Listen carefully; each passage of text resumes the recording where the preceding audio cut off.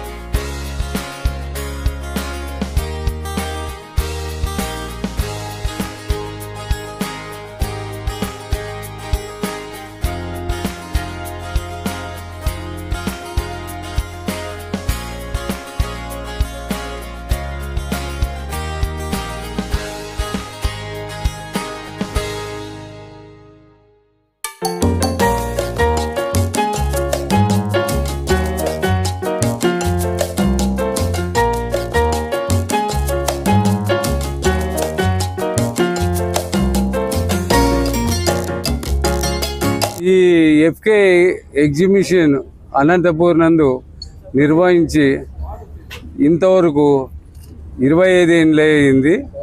ఈ 25 ఏళ్ళ సందర్భంగా మీడియా మిత్రులతో ఈ నిన్నటికి 20 ఏళ్ళు అయిపోయింది కాబట్టి మీడియా మిత్రులతో ఈ సమావేశం కానివ్వండి మరియు ఈ ఎగ్జిబిషన్ తాజ్మహల్ మరియు ఎర్రకోట కలిగిన కాన్సెప్ట్తో మేము ముందుకు వస్తున్నాము.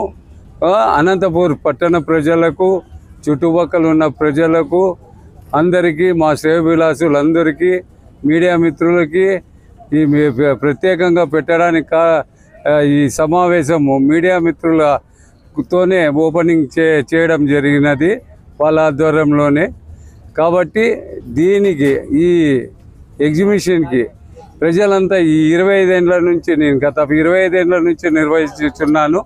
మరియు భారత్ క్రాఫ్ట్ బజార్ అనేది నిర్వహించుచున్నాను. ఈరోజు ప్రజెంట్ మన ఆర్టీసీ గ్రౌండ్లో భారత్ క్రాఫ్ట్ నడపబడుతున్నది. ఈ ఎగ్జిబిషన్ను వివిధ రకాలైన కాన్సెప్ట్తో ముందుకు వస్తున్నాము.